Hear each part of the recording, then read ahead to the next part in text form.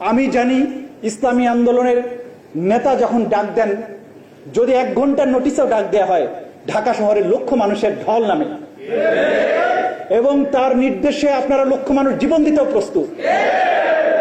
কিন্তু এই মানুষগুলোকে যদি আমি প্রশিক্ষিত করতে পারি সঠিকভাবে, কিভাবে রাষ্ট্র পরিচালনা করতে হবে, কিভাবে বাতিলের চ্যালেঞ্জের মোকাবেলায় কথা বলতে হবে, কিভাবে আমার জনশক্তিকে দেশ পরিচালনার জন্য প্রশিক্ষিত করতে হবে, এই কাজটা যদি করতে পারেন, পৃথিবীতে আপনাকে কেউ আটকাতে পারবে না। আজকের বাংলাদেশে স্বৈর শাসনের বিরুদ্ধে কথা বলতে হচ্ছে, মাদকের বিরুদ্ধে কথা বলতে হচ্ছে।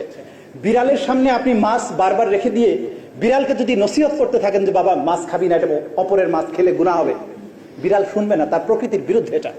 আপনার কাজ হবে মাছটাকে সেখান থেকে সরিয়ে ফেলা। যুবকদেরকে মাদক গ্রহণ করলে কি অন্যায় হবে, হালাল না হারাম, এই কথা বলার আগে মাদকটাকে আপনি ধ্বংস করে ফেলেন। যারা মাদকের ডিলিং করে, যে ইয়াবা বদির কথা আপনারা অনেকে নাম বলতে পারেননি, যে মাদকের সিংহদার কক্সবাজার, আইনজীবী হিসেবে আমি জানি বাংলাদেশের যত মাদকের মামলা হয় তার শতকরা 90% কক্সবাজার থেকে আসে। আপনি ওদেরকে ধরেন, বাকি যুবকদের বাঁচানোর জন্য তো এত নসিহত করার দরকার হবে না। সুতরাং রাষ্ট্র ক্ষমতায় আপনাকে কেন যেতে হবে? আপনি যদি দুনিয়াকে সঠিকভাবে চালাতে চান, তাহলে আপনাকে রাষ্ট্র পরিচালনার পদ্ধতিটা জানতে হবে, অপরাধের উৎসের জায়গাটা বন্ধ করে দিতে হবে। তারপর আপনার এইভাবে বক্তৃতা দেওয়ার আর প্রয়োজন হবে না। আমি শুধু বলতে চাই, একজন কবি মুসলমানদের যুবকদেরকে উদ্দেশ্য করে তার পেছনের ইতিহাস স্মরণ করে একটা বিখ্যাত কবিতা লিখেছিলেন, কবি জোশ মালিহাবাদী। আমি অনেক সময় এই কবিতাটা উদ্ধৃতি দেই। তিনি বৃদ্ধ বয়সে তরুণ এবং যুবকদেরকে বলছেন, আমার পক্ষ থেকে তরুণদের শুনিয়ে দাও, একদিন আমিও প্রজ্বলিত ছিলাম অগ্নিশিখার মতো, আজ আমার দুয়ারে হেমন্ত পৌঁছে গেছে আর তোমরা বসন্তের অনুগামী। কিন্তু কসম খোদার, আমরা ছিলাম শিকারী, আর এই পুষ্প শোভিত বসন্ত বিহারে তোমরাই পরিণত হয়েছে শিকারী। আমার কথা কি বুঝতে পেরেছেন? যে আমরা তো দুনিয়াব্যাপী শিকারী ছিলাম, আজকে এই মুসলমানরা কেন শিকারে পরিণত হয়েছে? আজকে বাংলাদেশে বসে কি করে একজন মুসলমান দেশের মন্ত্রী বলতে পারে বিদেশে রিকোয়েস্ট করেছে সেই দেশে ক্ষমতায় নিজেকে রাখার জন্য? এটা প্রমাণ করে যে আমরা আমাদের নিজেদের জাতটাকে নিজেরাই চিনতে পারি না। আজকে আসুন, ইসলামী আন্দোলন, ইসলামী যুব আন্দোলনের প্রিয় কর্মী ভাইরা, আপনাদের প্রাণ শক্তি, আপনাদের ইমান, তেজদীপ্ত দেশপ্রেম সবকিছু আমার চোখের ভাসে। কিন্তু আসুন আমরা আপনাদের সাথে একাকার হয়ে আমরা শিখি কিভাবে এই দেশটাকে চালাতে হবে, রাজনীতিটাকে কিভাবে সাকসেসফুলি নিতে হবে। রাষ্ট্র ক্ষমতায় যদি আপনি না যেতে পারেন, আপনার পরিকল্পনা বাস্তবায়ন কিন্তু কখনই করা সম্ভব নয়। এই মাদকের উৎস বন্ধ করতে হলেও আপনাকে রাষ্ট্র ক্ষমতায় যেতে হবে। ভালো মানুষ যদি ক্ষমতায় না যায়, তাহলে সমাজের অশান্তি, সমাজের এই সমস্ত কোনো কিছু আপনি দূর করতে পারবেন না। আমার বাংলাদেশ পার্টি, এবি পার্টির পক্ষ থেকে আপনাদের প্রতি উদাত্ত আহ্বান জানাচ্ছি, ধন্যবাদ জানাচ্ছি। এই ধরনের প্রোগ্রাম আপনারা আয়োজন করছেন। আমরা পরস্পরের কথা বিনিময়ের মধ্য দিয়ে, পরস্পরের সাথে মিশার মধ্য দিয়ে আমরা একে অপরকে জানতে পারবো, আমরা দেশ পরিচালনার জন্য একে অপরের পাশে দাঁড়াতে পারবো ইনশাআল্লাহ। আমরা আপনারা সবাই মিলে এবং বিশেষ করে যুবকদের হাত দিয়েই আগামীর বাংলাদেশের ইতিহাস রচিত হবে। সেই দিনের প্রত্যাশায় মুসলমান পরিচয় দিতে ভয় পাই, কারণ কখন আমার সাথে একটা জঙ্গি ট্যাগ লাগিয়ে দেয়।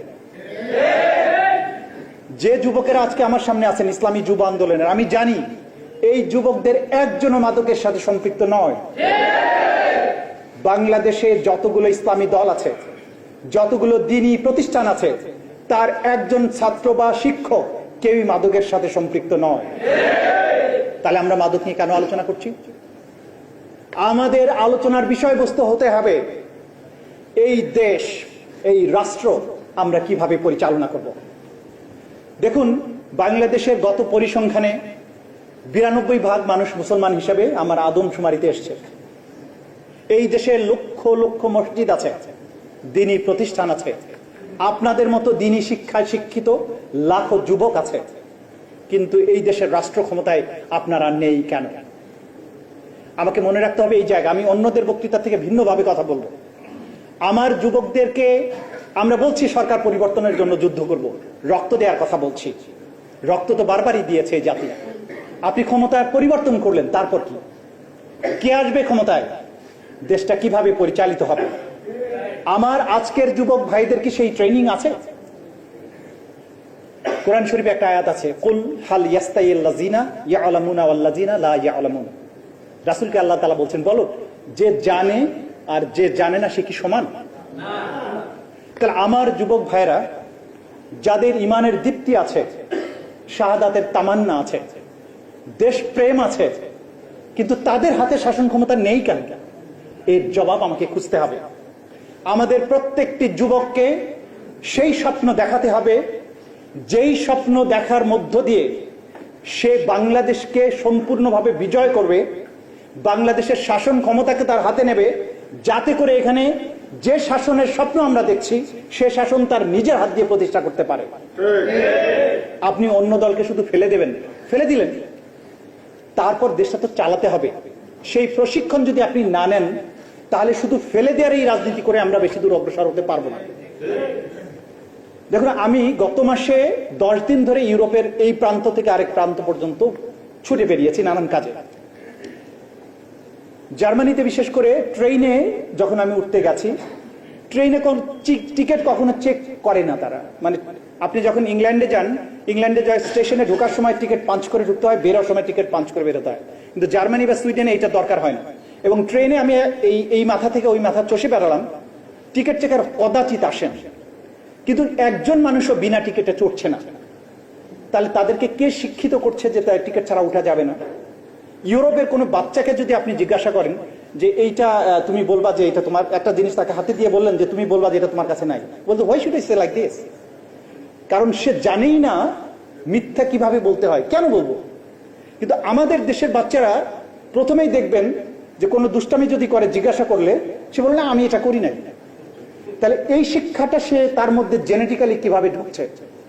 আমাদের শিক্ষা পদ্ধতি আমাদেরকে এইভাবে অমানুষ বানাচ্ছে। আমার ওই গোড়ার জায়গাটাতে হাত দিতে হবে, আমার এডুকেশন সিস্টেমটাকে চেঞ্জ করতে হবে। আমার তো ইমানের সমস্যা নাই, এই দেশের 92% মানুষ মুসলমান, আমাদের মধ্যে ইমানের দীপ্তি আছে, কিন্তু ইসলামের যে মৌলিক প্রশিক্ষণের ব্যাপারটা ছিল সেটি আমার মধ্যে নাই, সেটি ইউরোপে চলে গেছে। তারা ইসলামের যত মৌলিক ভালো জিনিসগুলো আছে সেগুলো তাদের মধ্যে চলে গেছে। একটা উদাহরণ আমি বারবার দেই, খলিফা হযরত উমর রাদিয়াল্লাহু তাআলা আনহুর সময়ে তিনি রাতের আধারে মদিনার রাস্তায় রাস্তায় ঘুরে বেড়াতেন, দেখতেন কোন নাগরিকের কোনো অভাব অভিযোগ সমস্যা আছে কিনা। একটা বিখ্যাত ঘটনার কথা আপনারা সবাই জানেন, যে একজন নারী তার কয়েকটা নাবালক বাচ্চাকে নিয়ে একটা চুলার মধ্যে বসে তিনি পানি জাল দিচ্ছেন এবং বাচ্চাগুলো খাবারের জন্য কান্না করছে। তো খলিফা কাছে গিয়ে দেখলেন, জিজ্ঞাসা অনেকক্ষণ দাঁড়িয়ে দেখলেন যে ব্যাপারটা কি, মহিলা কি জাল দেয় কিন্তু খাবার তো হয় না, বাচ্চাদের তো খাবার সে দিচ্ছে না। কাছে গিয়ে জিজ্ঞাসা করলো, বুড়িমা তোমার সমস্যা কি?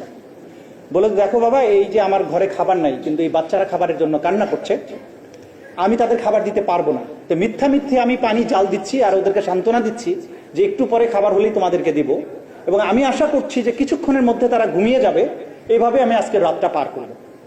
খলিফা তখন তাড়াতাড়ি ফিরে আসলেন এবং বললেন, তুমি এখানে থাকো, আমি ফিরে আসবো তোমার জন্য। তিনি আসলেন, বায়তুল মাল থেকে মালামাল নিজের কাঁধে বহন করলেন, বুড়ির কাছে গেলেন, খাবার নিজের হাতে রান্না করলেন, বাচ্চাদের খাওয়ালেন। এটা ইসলামের ওয়েলফেয়ার স্টেটের ধারণার জন্য আমরা এটা বলে থাকি যে এই ধরনের কল্যাণ রাষ্ট্র ইসলাম যখন ক্ষমতায় থাকবে তখন সেটা প্রতিষ্ঠিত করবে। দেখুন, আজকে যখন বাংলাদেশে এই বিংশ শতাব্দীতে বা একবিংশ শতাব্দীতে দাঁড়িয়ে আপনি রাজনীতির কথা বলছেন, ইসলামের এই কথাগুলি যখন আপনি বলবেন, তখন আপনাকে কিন্তু মাথায় রাখতে হবে গত 2000 বছরে পৃথিবীতে যত বিজ্ঞান এবং প্রযুক্তির উন্নতি হয়েছে সেটা যা হয়নি গত 2000 বছরে, তা গত 50 বছরে হয়েছে। যে সায়েন্স টেকনোলজির যে জিনিস আমরা এখন ব্যবহার করছি, গত পেছনের 2000 বছরে তা কখনো হয়নি।